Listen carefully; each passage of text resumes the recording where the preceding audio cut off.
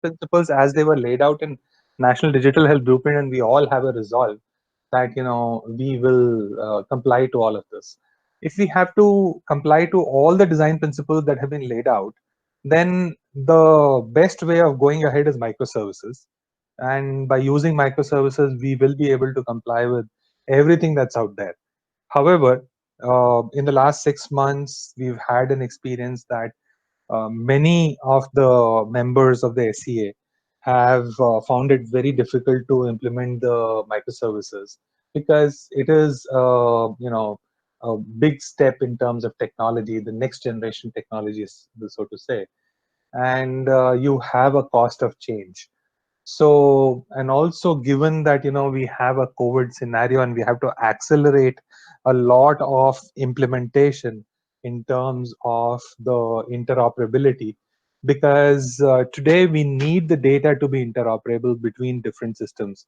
What is beginning to happen is, the COVID positive cases, you're getting the lab tests in standard, L form, P form, S form, whatever, but then, the data which is from the hospitals, the COVID positive patients' data, is all stored in different formats and different HIS systems, and that is not becoming available for epidemiological analysis. If you have to bring all of it, then you have to massage the data, clean the data, and that's what a lot of agencies are doing.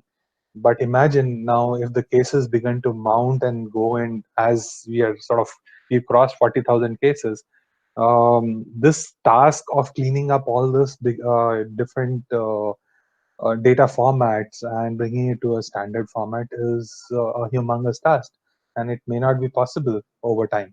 So there is a demand, very clear demand.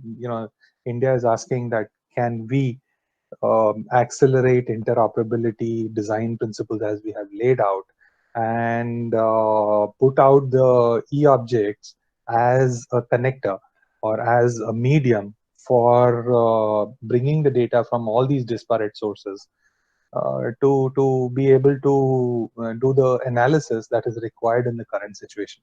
So it's almost like a clarion call from the nation to all of us that, can you accelerate it? And so we are responding to that clarion call. We are saying we will accelerate it.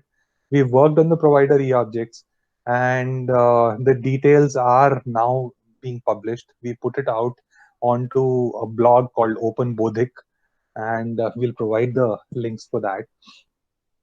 Um, I will switch to the different options as we came out with. We said, um, every, sort of product company is at different stages of their own development. So some of them are having legacy systems, whereas the others are building new systems. So people who are building new systems, you do have the luxury of adopting the standards 100% or nearly 100%, whereas in legacy system, you may not have that luxury. So, and we've seen that, the bolt-on model, as we were saying, that microservices option as a bolt-on has proven difficult for legacy systems. Whereas for new systems, doing it the microservices way is the best option to go. So what we are saying is that, for the metadata compliance, so you should, if you're developing a new system, build your database as per the metadata standards. And if you're developing a new system, go the microservices way. If you're developing a new system, then, to produce the e-objects, the compliance will be nearly 100%, with very little translation layer on top of your microservices platform. So if you do this, that's the best option for a new system. However, you may have, and we've sort of, got that feedback from the market, that many of the product companies have come and said that we don't have the necessary skill sets on microservices, even though we may be building a new system. So we said, okay, then the second best option is to probably do RESTful APIs, and you build your system in whatever way you want, but build RESTful APIs, and then you will have to invest in building a translator layer on top to comply with the e-objects. So that is for the new system. For legacy systems, uh, the best option probably is RESTful APIs. So you build a bolt-on layer of RESTful APIs, and then you will also have to invest in the translator layer. It'll be a little bit of a heavy development there on the translator, but it'll be worth it to comply with the e-objects. The second best option will be microservices, as we've been saying that even for legacy systems, you can do microservices as a bolt-on, and then you do a strangle approach that module by module you strangle your legacy system and switch to the microservices. If you are going to go the RESTful API way, so then that's a sort of a solution for midterm. It's not a long-term solution, but it's a trade-off that today you are not able to take a decision, maybe because of a commitment that you have to your customer base or because of the cost of change, and you're not able to go the full hog as far as the microservices bolt-on layer is concerned. Then you take a RESTful API bolt-on model and still be compliant to the e-objects. So this is sort of a mixed approach we came out with, and each one can choose sort of a different path, but ultimately what we want from all of you is that you comply to the e-objects. Now, you have an unfair advantage of being part of the SCA, that you're getting e-objects on a platter, but also we are publishing it in the open market. So the Open Bodhik is an open forum. Anybody can come and read it and comply with it. But the SCA members get an add-on advantage that for implementation there is a hand holding and everything else that we are doing. So I stop at that point and I will hand over to Priyanka to present the details on the e-object. Any questions you have, anything that you want to discuss on these different options, maybe we can have a separate session on, a technical session, that is, where our technical architects will be happy to guide you through different options. And, we will be happy to figure out what is the best option for you. So for, I'm not saying one is better than the other, but everyone is at a different stage of development, so you have to choose what's the best option for you.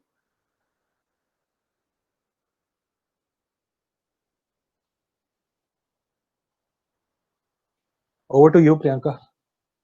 Thank you, Dr. Pankaj. I'll just share my screen first.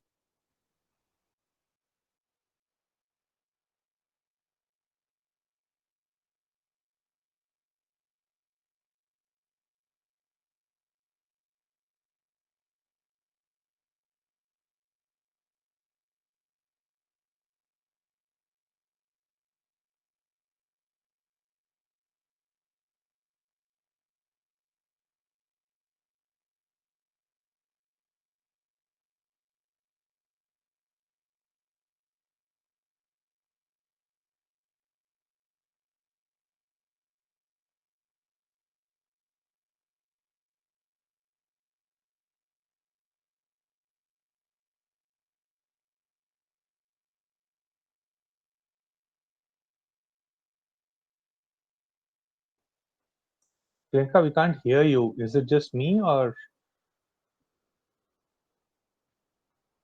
Oh, I was on mute. I'm so sorry. Yeah. So I would directly jump on what these e-objects are and why did we feel the need, why e-objects should have been there in the first place.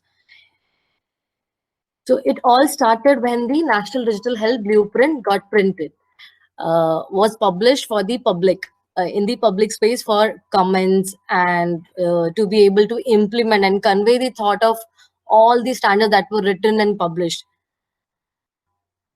So during that time, when NDHB was published, there was also a report being published in Niti Aayog book on e-objects. E-objects are nothing but in technical term are JSON payloads, which have minimum information as per the scope defined for that particular e-object.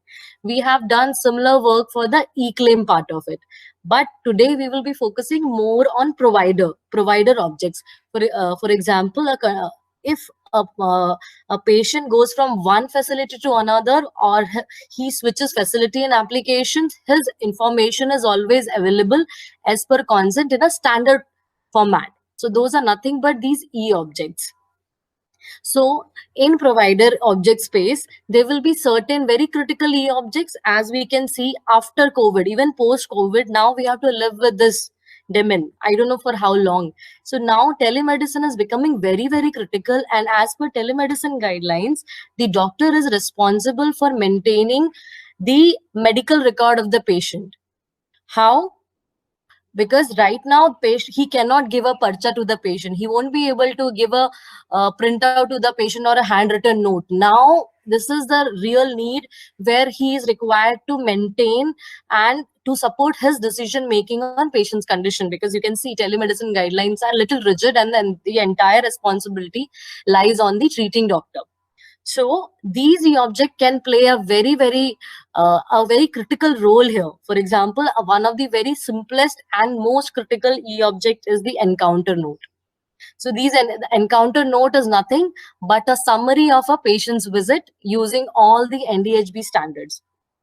So in other terms, these e-objects are nothing but packet of information, or we can call it envelope of information with the address on top of it. So these e-object from a high level are divided into two parts. First is header, which is the address, which will tell you or a receiver or sender that where was it generated, basically who generated it, the provider, who is, for whom it is, the patient, and the facility it got generated in. So the header will deal with all the unique identifiers that will identify the facility, the provider, and the patient uniquely. So this is the address that will carry information from one application to another on consent. Second, the detail part, which will always be encrypted, actually stores the entire clinical information about a patient. The minimum clinical information, which we can call all the active information, active condition, information on active conditions, active drugs, will be part of this, so that even if patient switches geographies or patient switches hospital, his minimum information that is required for the second provider to take a decision on are available. Krishan sir, do you want to add anything on top of this? No, I think Priyanka, you have covered fine. So basically, these e-objects will be modeled as the JSON objects, which Priyanka has already mentioned. And NDHP report lays down FHIR to be used as a messaging standard going forward. So FHIR provides the resources as the logical unit of the record structures, that can be sent over the interoperability layer, and it defines the mechanism of kind of putting the bundles of these resources together to model any document. So here, for example, the e-prescription is like a document which contain a lot of segments, and each segment contain the specific information related to, for example, patient demographics or diagnosis or encounter. So all these are different segments, and each segment is a resource in FHIR terminology. So e-prescription is like a document which bundle all these resources together and sent it over the REST APIs. So that is the simplest definition of the e-provider. Yes. So just to enable interoperability, what we have done is we have taken MDDS standards, elements from MDDS standards that are required to generate a minimum patient summary depending upon the type of e-object it is. For example, if it's e-prescription, it will have lesser segments, but if it's an encounter note, it will have more segments. And if it is a discharge summary, more elements and number of segments will increase. So depending upon the scope of the object, we have picked up relevant data elements and associated value sets. The problem in India is every application uses their own data set. They have their own master data values, their own drug list, their own codes. which is a major problem. What we have done is we have not only used the MDDS, which can form the base layer, or you can say the interoperability layer to bring in semantic interoperability. We have also used the recommended international standards like ICD, SNOMED. So we have recommended, okay, these value sets to be used. And MDDS itself gives you 140 code directories, which have standard value sets for the entire country. So if we implement the e-object as a desired output or as an input form, it will solve the problem of exchanging data in the same format with a common meaning. So on top of it, I would just want to add that how to implement this. This can be implemented in two ways. One, application, which are new application that are being built, or new telemedicine apps, smaller apps, consultation apps, or new product that will be built. This can be an input form. These e-objects can be an input form where you enter using the standard input value sets. You enter data for patient for her visit. But for legacy system, it is a desired output format. So in short, what will happen is, in legacy system, you might have your own information model. You might be storing the same element level detail in a different format. So you have to enable a translation layer or a technology to be able to generate these e-object, which will get stored as JSON object in your database, as well as whenever somebody else requests it. For example, you have referred a patient to another doctor. If he requests patient's last visit or encounter detail, you will be able to push this JSON object that the other application will also be able to consume using Fire Server. Any questions here? Two questions, Priyanka. You said that we can generate and store, and then when someone requires it, we can send it to him. Instead of that, we can just, based on request, we can generate it on the fly and send it also, right? We can do that also. Yeah, definitely. We can generate. So basically, there will be a layer on top of the system, which will do all the translation, conversion into Fire format. Yeah, I got that. Yeah, I got that, Krishnan. I just wanted to ensure that we don't have to store and send it on request. We can always generate it on the fly, on request. Correct? Yeah. That's right. Okay. I mean, depends on how many people are asking for the same data. If there are multiple frequencies, then it may be better to store the data and not regenerate it every time. But if the frequency of request for the same data is only once or twice, we can just generate it on the fly and send it up. Correct? That may be better. If I can pitch in on that, Yeah. it may also be important to generate it once and keep it from a legal compliance perspective, because if it is a claim, for a claim, say discharge summary is used for a claim, okay, and you generated it, submitted a claim, then it is sort of a legal document, and with a timestamp that at that point in time, this is what you generated. Now tomorrow, if the discharge summary changes, then you don't want that the object generated at that point in time changes. Yeah, but I have it in my database, and it's the same record which is going to be converted into the JSON, right? So okay, but the database you're saying can be edited and changed. Is that what you're saying? Yeah, Correct. from a legal compliance point of view, I agree with what Dr. Pankaj is saying, because according to legal guidelines, your data may on the database side may change, right? So you are in control of the data, but on the legal side, you have to basically timestamp it and save it at that particular instant. Exactly. So, okay, got it. The second question, which I had actually should have been my first question, is whatever we are talking about these e-objects, and we've come up with this, you have come up with this e-object, this thing. My question is, has this been already implemented in some government application or something already, so that it is tested in terms of we know that it works? I mean, there are no chinks in it, or is it an evolving thing and which will evolve further? Which you understood? So we are at the cutting edge of the technology right now. All of us are learning together. and some of the government players are in this call and in the SEA together with us. So CDAC, NIC, PHFI, and so we are all in it together. Okay, so what I wanted to know is, has CDAC or someone else already implemented it? Is it a working version there already? Is something that I wanted to know. I think everybody is working on it at the same pace. Okay. Everybody's at the same stage, I guess so. But Okay. Chimaji is there if he wants to respond, or NIC. I'm not sure if Naveen ji is there. Yes, I'm here. We are also working at the same pace. What Dr. Pankaj said is right. Okay. Thanks. We can go ahead, Ben. Sorry.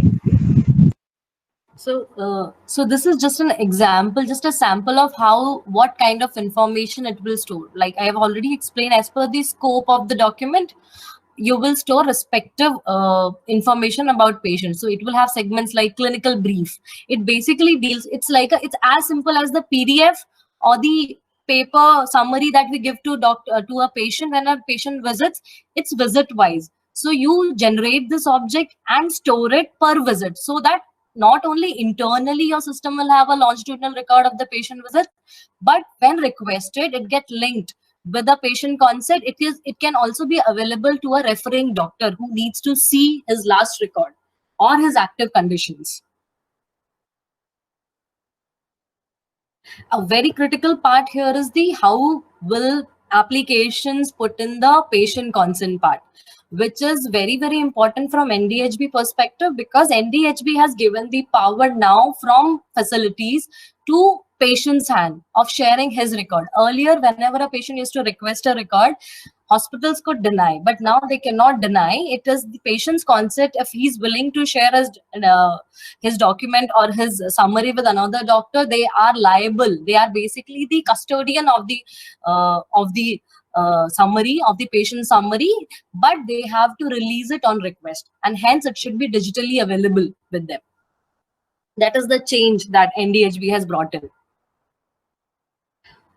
This is just how going forward, if we start generating e-objects, or some of the application can consume and generate these e-objects, we will end up into a PHR platform for India, where the data can be aggregated not only for research, but for a continuity of care perspective. Similarly, all the vertical programs that coexist, they actually capture the same type of, if you ask me, from a design perspective, they try to capture the same information, same field. For example, diagnosis. Nikshay program also stores diagnosis. An Anmol program or RCH program also stores a diagnosis, which is the pregnancy stage. All these diagnoses are well coded in the ICD-10 or STOMED list. The problem is, when these systems were built, they were built how our paper forms look like: diagnosis of TB, diagnosis of HIV. We don't have to do that. So this is the change that these objects will bring in. The information can be extracted against the same fields using international standard, which are already recommended by NDHB. And hence data sharing will become more easy, will be easier. This is just what is current condition. Also, side by side, government would also be working on various registries, because the header part will basically come from these registries, which will be personal health identifier for patients, provider identifier, which is nothing but the registration or license number of the treating doctor, facility identifier. We already have multiple efforts gone into it. There is NIN, there is NHRA, there is Rohini for insurance. We have different, it's time to harmonize that. And a health worker, where vertical programs are considered, it's very, very critical to have a health worker registry, so that we know even if a e-object is generated by an ASHA worker, because she went for a household visit to a pregnant woman by taking her current condition and refer her to a PHC, it will be required at that level also. So these are few things that we will need, but until we have these in place, your local identifiers and a concept called alternate ID, which is very clearly mentioned in MDDS, can be used. An alternate ID, there are two fields in MDDS, which says alternate ID and alternate ID type. So just to have a primary key, just to link your patients with his other records that might be sitting in other system, you can always store patients' other IDs. Like for example, alternate ID type is Nikshay ID, and I store Nikshay ID in that field. And the size and format will only accept a Nikshay ID. It won't accept any other ID. So you design a system in that way using the alternate ID concept, because we don't have UHID today. Government hospitals and government schemes are still allowed to use Aadhaar, but private hospitals cannot use Aadhaar as a unique identifier. So I'll just directly jump in the detail of the eClaim object, just to make you familiar with the structure. Can you see my screen? Yeah, we can see. Yeah. So this is the header part that you can see. I have put down segments. So this is the header part, which is a machine readable part of the e-object that won't be seen on the front end of the application, but it is the backend, just to recognize the source system and person responsible for generating it. And where if there is a referral done using the same e-object, the referral details, basically referred facility ID and referred physician ID will also come, so that the consent automatically passes on to that person to be able to retrieve patient critical information. This is an e-encounter object. Priyanka said e-claim because we've done so much of work on e-claims that, it's become almost like second nature to us. Yeah, sorry. This is an e-encounter object, which will cater to all the visits, every visit a patient makes to a facility, a health facility, or it can be a visit by the health worker to a patient's household. So we'll just pick up some fields just to explain. For example, there is a UHID. I have provided data element labels which are provided in MDDS.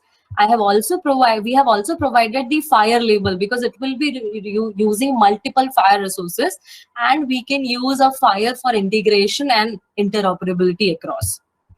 So this is how it is designed. I have provided, you don't even have to look at the MDDS PDF, because I have already provided the size, format details here itself. And remark for clarifications. So for example, the header will have UHID, it will also have facility ID, it will have a license or registration ID of the doctor, because for telemedicine, if you look at the telemedicine guidelines, it is very, very critical, and it is a responsibility of the platform provider to ensure the authenticity and identification of the provider who will be using the application. So this becomes very, very critical. And these are auto-generated document type code. These are all auto-generated by your system, because your system would know which kind of an object you are trying to generate. This is the document ID, which will ensure that is a unique object being generated every time for every encounter. And all the applications definitely have a visit creation module where you assign an episode and an encounter ID to patient's visits. So this will have all those information, so that you can actually put a timeline view of patient's visits to any facility for healthcare. Rest in detail, what you will also see on the screen, or the doctor would want to see on the screen, are these title, which we already today have. We have patient registration service or module where we store patient demographics. So the titles will automatically get extracted from your patient registration microservice or module that you have. Because the same e-encounter object, if we don't want to use a specific e-prescription object, we can still use an encounter object with minimum information available to the pharmacy, to an e-pharmacy, to place the order. Hence, patient address becomes critical, because they have to deliver at patient's home. Then what we have also done is, we have followed the structure that the telemedicine guidelines have prescribed, that a Clinical Establishment Act has prescribed, even the MCI structure of a summary, of a patient summary. But we have, on top of it, we have also aligned it to international standards or way of writing medical record, which is the SOAP note format. But it again follows the other recommended structure in India. So, for example, subjective information is something that is subjective to what patient is telling you. So, all the information like family history, patient's clinical history, chief complaints, everything will come here. We have given element IDs, and there will be, for example, if you want to capture a COVID screening details, the chief complaint or the symptom can come from ICD symptom list, which is very clearly given. So that irrespective of which system is capturing the information, you can always add multiple symptoms, not only the symptoms which are already recommended, but for an epidemic like this where we don't know what can be another new symptom, you can enable the entire ICD list. The textual or free text won't be allowed. Similarly, all the active condition, all active patient allergies, patient vitals for the last visit, not all visit, last visit, any observation, examination details, we have kept it very flexible. So you just have you just have to tell, okay, what is the system that was examined, but you can have your own template. We haven't restricted people here because every specialty will have their own template, and you can just put in here so that we can extract only the relevant information if there was an abnormality found in that particular system. So you just have to extract minimum information out of your entire examination template. You don't have to convert it completely. Similarly, diagnosis will come from ICD with all, even the active conditions. When we take patient clinical history, we also record comorbidities.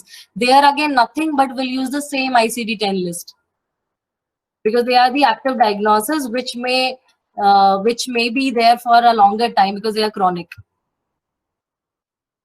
So we have used, as you can see, we have used standards and we have also provided references to the element ID in MBBS. So even if you want to do a proof check, you can always go there and understand that field.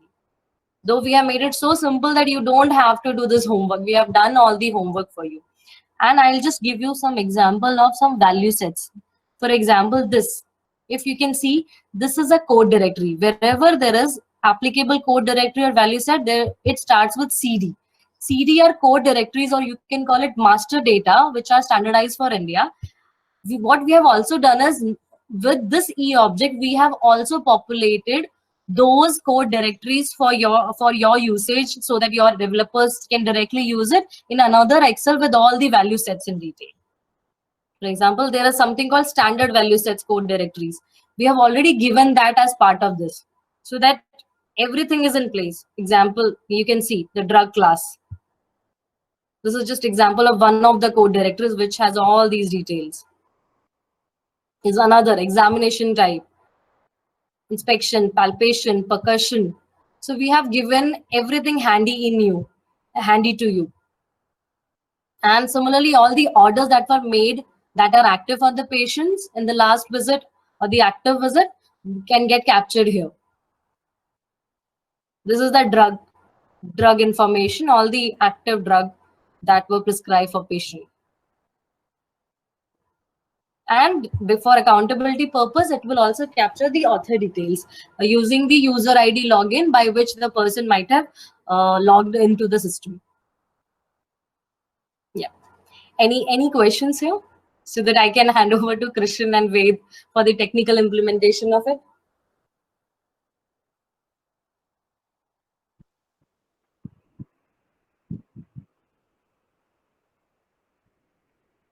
So, Priyanka, one question here, Sumit here. How do we manage the change management? Like, how is change management handled on the code directory side? Because see, in absence of an online service which is available for all the code sets and all the code directories, these will eventually have to be handled on the individual application side, right? All these code directories will have to be manually mapped, or master data will have to be managed at the application layer itself, right? Because there's no online service as of now, is what I understand from this discussion, right? So how are you guys handling, or how are you guys planning to tackle the change management on the code directory side? Dr. Pankaj, you want to answer that? So that's a good question. So some of the code directories are going to be left, to the market, and all the product and vendor community to sort of manage at their own levels, because these are master data, and some of it are going to be very critical to manage at the national level and maybe converted into a lookup service. Like Priyanka mentioned, some of the registries. I'll pick up one example: drug index. So drug index will have to be managed at the national level. It will have to be published, and it will have to be a lookup sort of a thing that is made available to everybody. Correct. The ecosystem will have to evolve to that level, and as I said in the beginning, that we are all in it together. We are at the cutting edge of the technology, and we don't have time because of COVID. We have to accelerate everything. So if we all work on it, then the lookup service will become available. So when the lookup service becomes available, it will have the same data elements as you have in your local, and it's only a pointer change. So you change the pointer from your local to the lookup service. So if you would have visited the e-governance website, these code directories, they have already populated. Some of the code directories, specifically the demographic ones, are being populated in some formats that are usable by the developer community, by the application developers. Similarly, we are also working towards it, not only giving you access, but we are in the background, we are also working for publishing it in open in the formats that you can directly use. With respect to change management, MDDS is a standard written by Ministry of IT. The change management still will be from them. Whenever they update it, tomorrow the open community can grow to a level that they take the responsibility of keeping it updated as and when MIT releases a MDDS part 2 or version 2. So right now, at least in current scenario, at least this much, if you are able to put in your systems using these code directories, it is a good start. Because only once the vendors will start using it, MIT will get feedback on it that they can update. Okay, then only they'll know, okay, this data is missing, I need to update this. That is a request or demand should come from the industry.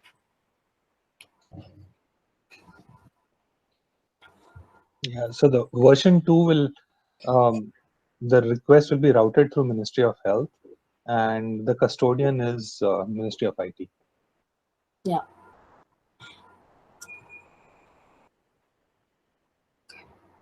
So I'll just quickly show you a prescription note, because which is very, very critical if you want to do e-pharmacy orders, which you can readily use for this telemedicine era.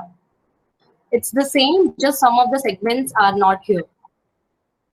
It will have drug allergies, patient information, active condition, and directly the RX details. It's a subset of the encounter note. So the field type that you have marked as optional is really important here, because not everything would be captured in a single encounter or teleconsult visit as well. So that is really helpful actually. Okay. Yeah. Sorry, what is this? This is a prescription. This is a prescription note. E-prescription. So for a pharmacist to dispense a medicine, he would want to know the drug allergies patient has. He would also want to know active condition and some of the lab investigation that might interfere with how a medicine will behave. That's all. Or after taking that medicine, the lab results may hamper. There are certain notifiable labs. Only those labs need to always be here if there is an active lab order. Rest, it's normal prescription, which will have drug code, drug generic code, strength, all this stuff. Lab order is for a lab prescription, right? It's not for a pharmacy prescription. So, I don't know if you had seen SIMS, but if you really look at the West, where there are good CDSs for prescription, even in Vista EHR, these prescriptions are already, these CDSs rules are already built in. There are certain lab investigation that if requested by a doctor for a particular visit, that means the patient has to get it done in next 2-3 days. If a certain drug is taken, the result may hamper. So the result won't be as expected. So only those labs are to be notified here. And pharmacists should know before delivering the medication to the patient that, okay, if you take this before your investigation, it might hamper your result. So he has to Doctor? inform the patient. That's what I'm saying. Okay. Yes, yes, yes. Not all investigations are to be here. Some of these basically are also triggered by the CDSS engine, as Yes. Priyanka rightly mentioned, and that is more important because the CDSS engine internally has to probably give you alerts on the drug-to-drug allergies and the drug-to-lab interferences. So all that is basically being managed by the CDSS, but this is being reflected in the prescription, is what you're trying to say, Priyanka, right?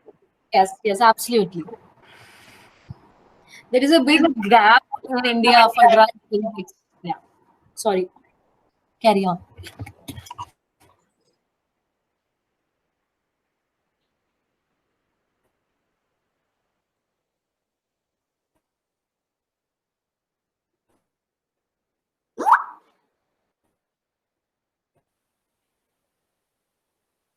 Priyanka, we can't hear you. Hello?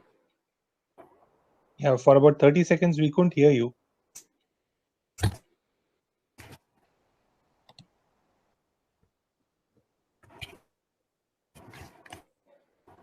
Hello? Yeah, your voice is a little flaky. Yeah. Yeah, And one more. Okay. I think so.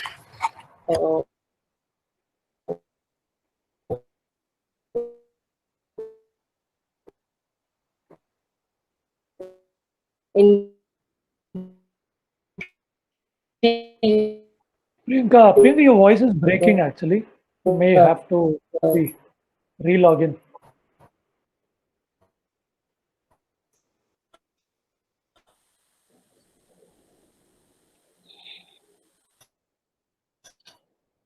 network issues.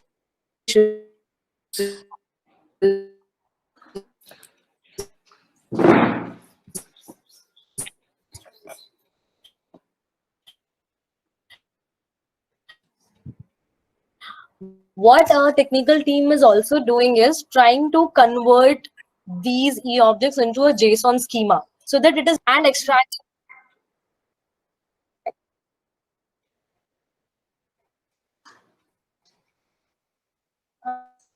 I'll just do that.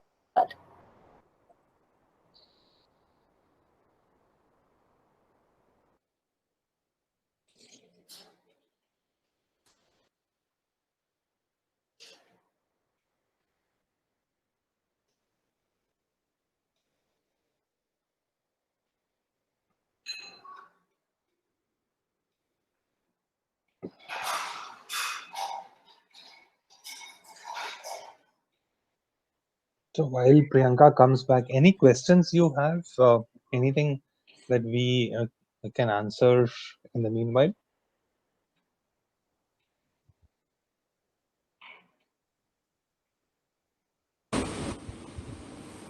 Hello. Hi. Yeah, this side Peter. Yes, Peter. Yeah, I just wanted to ask, like, I was looking into this e-object thing. There was a header. The header basically defines a unique identification for like the facility and the provider and everything. The header will be like the unique IDs. Correct. And coming on to the segment part, like, is there any like description or PDF sort thing, like where it is mentioned like which modules are included in the segment? Like, for if I say a patient is going to a clinic for some like allergy test or something, are there any specific modules which we have to include in the segment for this allergy test? So you're talking modules from the MVP perspective, Yeah. the MVPs that we have published, right? Yeah, I just this segment thing, I want a like clear idea over that. This segment should include which entities? So while Priyanka comes back, any questions you have? Anything that we can answer in the meanwhile?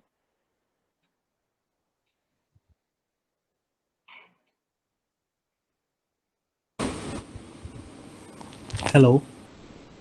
Hi. Hi. Yeah, this side Peter. Yes, Peter. Yeah, I just wanted to ask, like, I was looking into this e-object thing. There was a header. The header basically defines a unique identification for like the facility and the provider and everything. The header will be like the unique IDs. Correct. Right? And coming on to the segment part, like, is there any like description or PDF sort thing, like where it is mentioned like which modules are included in the segment? Like, for if I say a patient is going to a clinic for some like allergy test or something, are there any specific modules which we have to include in the segment for this allergy test? So you're talking modules from the MVP perspective, Yeah. the MVPs that we have published, right? Yeah, I just this segment thing, I want a like clear idea over that. This segment should include which entities? Or Okay. shall it be like we are choosing it on a random basis? Like, no, there's no random there. So inside the modules you have data elements. yeah. And so the data elements that are there inside those modules are the same data elements that are being captured in the e-objects. Acha. Okay, but the mapping at a module level is something which may exist somewhere. We haven't published it yet, but if you want, we will be happy to publish that also. Like, if we are generating a JSON object, then while creating the segment part, is there any guideline like we should include this module for like short like this should be in that segment? So it depends on how, right? So if you are generating microservices as per the microservices specifications that we have released, then you will be picking up the data element from that particular microservice. Acha. But if you are having a legacy system, then you will have to figure out, it's an internal mapping that you do. You have to figure out which is the nearest matching data element, and then populate this e-object segment, right? So in some cases it could also be that it's not a one-to-one mapping, it is one-to-many mapping, and then you have to write a simple logic to sort of bring it together and populate the segment. Actually, Peter, so the simple answer to that would be in the e-object sheet shared by Priyanka. She has basically listed the mandatoriness against each and every field. So whatever. Who decide this mandatory thing? Is it published somewhere or like? Yeah, so that is the specification that Access Health has been sharing is with the SEA members, right? So you have to just follow that as a guideline for now, and map your existing fields to the mandatory fields at least. So all the mandatory fields have to be filled at in all scenarios at all times, right? The optional fields you may or may not really fill. That's really not relevant here for the discussion. But that mapping has already been provided by Access Health. Am I right, Dr. Pankaj? Yeah, that's right. So we have provided all the mandatory fields. At the minimum, those are the mandatory fields that you need to map to your data elements wherever they may exist. In your legacy systems, it's going to be different, whereas in microservices, it's going to be different. Right? Okay.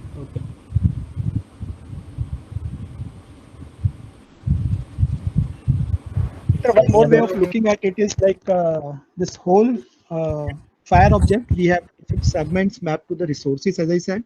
So patient resource, for example, contain all the patient demographic data.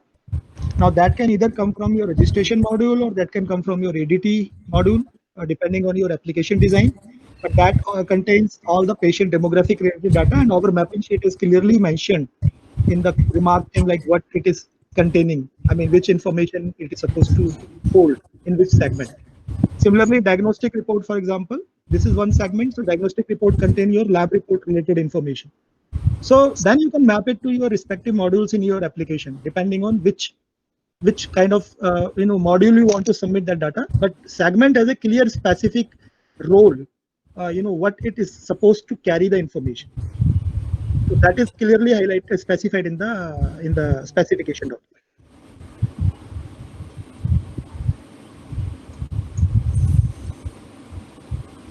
Priyanka, are you back? Yes, I am back. Okay. So sorry for that. No issues. Yeah.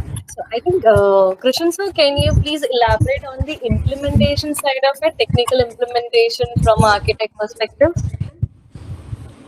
So can you share your screen again? Excel. You want me to share my screen, sir? Yeah.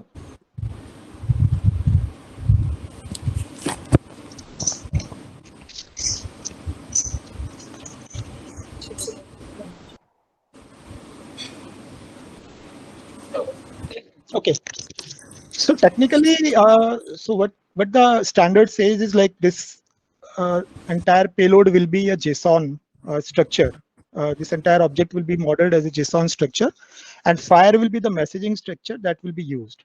So what the sheet you are looking at is actually we are defining the specification or the schema of the JSON object. So that is so basically it describes all the data elements that are part of the different segments. Then it is describing the format, size, type of all the data elements. And then for the value set related things, it is specifying which code directory you can take the data. So what is the legitimate values it can carry. So it is ultimately defining the schema. And then, this entire document, you can call it as a FHIR profile. So it is like a FHIR profile document, which is defining the structure of the FHIR document that need to be sent. Now, technology-wise, FHIR can be implemented in multiple ways, 4 ways actually. So one is like you can submit the FHIR object over a REST API, which is a very simple case. So you need a kind of a server, which we call as a FHIR server, and which is a layer outside, on top of your existing clinical systems. So this FHIR server will contain, all the logic to kind of manage the resources, store the resources, provide the search operation on the resources, or kind of provide the history of the resources. Because one of the question you asked, like how to manage the history part. So if you want to see some changes are done in the data, you can still see the old history of the JSON objects. And then you need some mechanism to encode the data into the FHIR format. So this will be an encoding layer, which will take the data from your existing clinical systems, convert that into the JSON objects as per the schema what we are showing you in this Excel sheet, and then transmit it over the REST APIs. And you also need basically the decoding layer on the other side, which is actually taking the FHIR object and kind of parsing the FHIR object and then putting all the details, parsing details back into your database. So if you compare it with simply with the HL7 model, then you need a way to kind of encode the HL7 messages from your data, transmit the HL7 messages over some mechanism. Here we are saying REST API is a mechanism, and then decoding that HL7 message, which is actually parsing the JSON. So this is a client-server technology. FHIR is a client-server technology. So you need one side of the application, which is acting like a client, which is either receiving a FHIR object or kind of sending a FHIR object. The other side is acting as a FHIR server, which is hosting all the resource definitions, all the APIs, and as I said, the different operations like search operation or kind of history operation, and so on and so forth. So this is a very minimal thing, like I'm telling. So internally, FHIR provide the HL7 data types and the different value sets and all. So as part of the profile, we will be constraining these value sets based on the code directory structures that we are providing you. So we are saying like if it is a gender code, then it should be getting the value from this particular code directory, and we are giving the number of that code directory in the Excel sheet, and it can have only the acceptable values as M, F, or T. So when you will be sending your data to the FHIR server, there will be a validation logic in the FHIR server, which will check your FHIR object, and it will check like the values you have sent are correctly as per the standard which is supposed to be followed. So if someone is sending a wrong data in that, so it will show the message. I mean, it will show an error message, basically this is not an acceptable value. So ultimately, FHIR will help in the semantic interoperability part, so that we can send the right data to the other side and all the sides can understand data in the same format and they could have the same common meaning of the data. So there are different FHIR libraries available, and a lot of open source libraries are available which help you to kind of encode the FHIR objects or decode the FHIR objects. All the JSON schema, we Access team are working on it, so we'll be publishing the schema of all the JSON objects for your use, which will be the next level description of this Excel sheet what we are showing you. So the more detailed and the concrete FHIR, JSON object structure of that.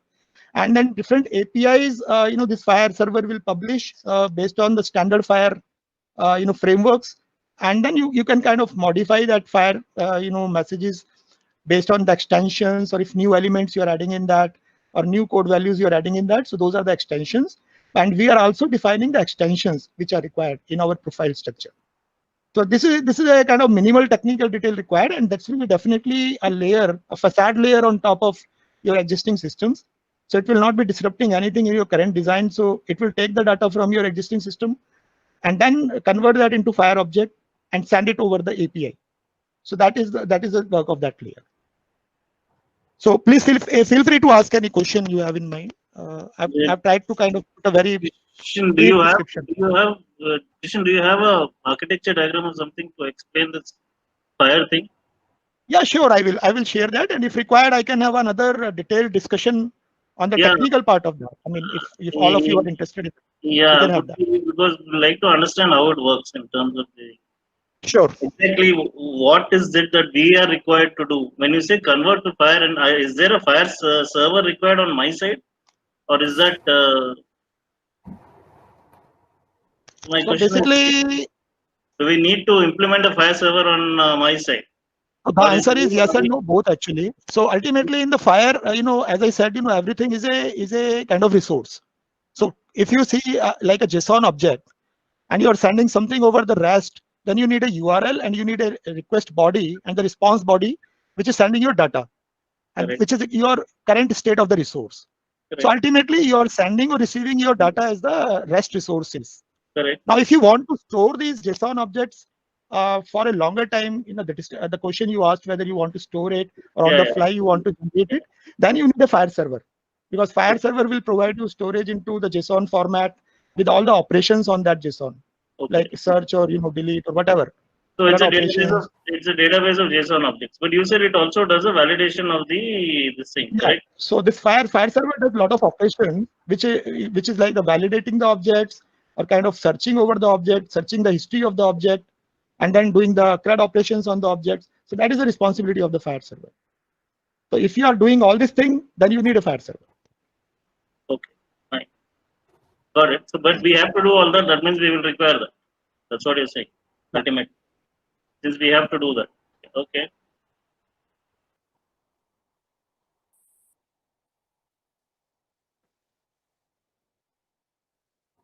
Yeah, that's all. Some of the cases like some of the cases like, for example, we are submitting the data to PHR, or we are submitting the data to NHA, or some other government organization, some database. Then they will be hosting the FHIR server, and we will be encoding the data into FHIR object and submitting to their FHIR server. In those cases. Repeat that. Sorry, repeat that. You're saying for NHR thing, right? So for example, the claim object, that I want to bring the claim example here. The e-claim you're submitting to NHA, then e-claim will be the FHIR server will be hosted by the NHA server, and you will be converting your data into e-claim and submitting there. Right. But if you are doing all the operations in your application side, then you need to host the FHIR server. No, but see, for the provider side objects, I mean, not the claim objects, the provider objects. Okay. Now, for the provider objects, we have to provide the JSON objects, right? When a request comes for consolidation of data or something like that, for a particular patient's data is required. When a request comes, so we have to provide that data, correct? Right? Yeah. So if you are the provider of the data, then you need to host a FHIR server. Correct. So that's why I'm saying. So that means we need to host, just to get an idea of what is required. Okay, from our side. Okay. So I will share the technical details, and if required, we can have a detailed discussion separate in a separate session. Yeah, that would be better.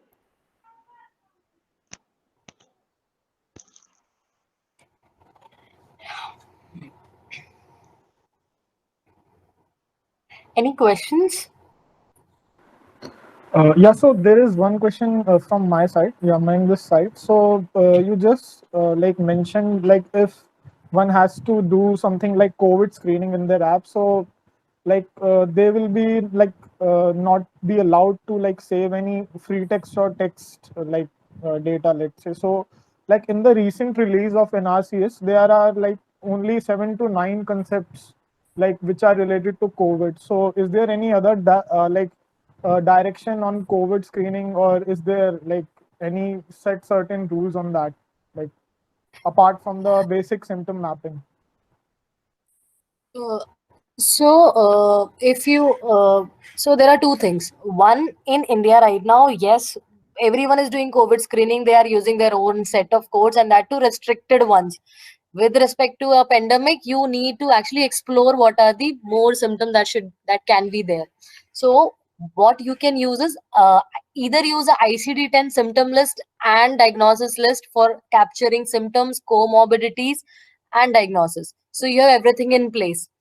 With respect to Loink, there are just 2 to 3. While in India, there is only one test to be done for confirming a provisional diagnosis of COVID as a confirmed diagnosis. So with respect to screening, there is a very minimum set you have to enable, but we would suggest to enable the entire diagnosis list and symptom list. Don't restrict it to just saying, okay, you can use the frequent symptoms on top of your screen in the front end. Similarly, similar mappings are being published by SNOMED also. They have also published all the symptoms and diagnosis and procedures, but that is more useful on a hospital side, because hospitals are the only one who will actually prescribe procedures to manage a COVID patient. Till screening, it's okay if you can just use basic demographics using MDDS standards, and on top of it, a symptom diagnosis list using ICD. With respect to lab, there is only 1 or 2 tests available in India. So just enable those. Dr. Pankaj, you want to add anything here? Yeah. Okay. Yeah, that's right, Priyanka. When you are getting the data from the hospital side, that is when you will have comorbidities. You will have a lot of signs and symptoms that you may not want to miss, especially in epidemics like this. So that is where you will need a master list of signs and symptoms that you should sort of make it available, and code all the signs and symptoms. Okay. Yes.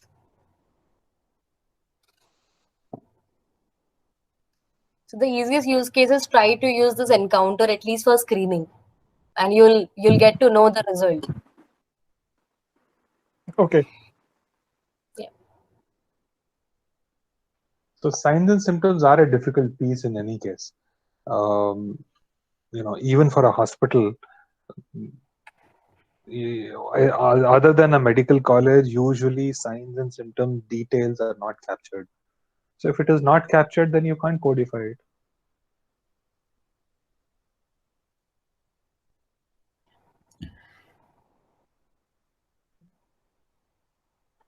Sumit, anything from your Rajasthan experience on COVID screening and management?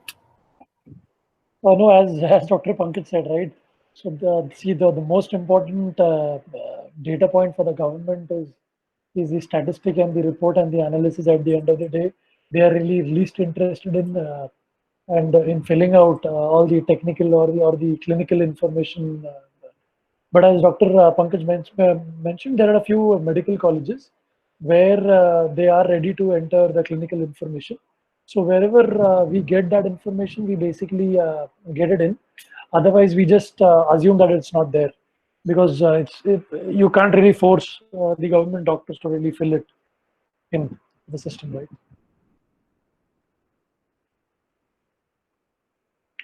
Thank you. Thank you for And the insight. on the other side, what we have done is on the on the Janta Clinic experience, what we have done is we have tried to enforce it on the doctor. So that is where maximum clinical information is getting captured. So if you simplify it, then probably it is easier to make these government doctors fill in that information. But otherwise, it is difficult, as I said. True. Yeah, true. So, any questions? Or we are happy to connect again on a separate call with the team if you want to have a detailed, more discussion with doubts and clarifications. You can absorb this for now, and then we can again connect. You can reach out to me anytime. Yeah. So Priyanka, there was one request on a fire session. So maybe that is something that we may want to do. That, you know, how do you handle the fire side in terms of the objects flowing between different systems? Sure. So, we'll schedule the discussion then.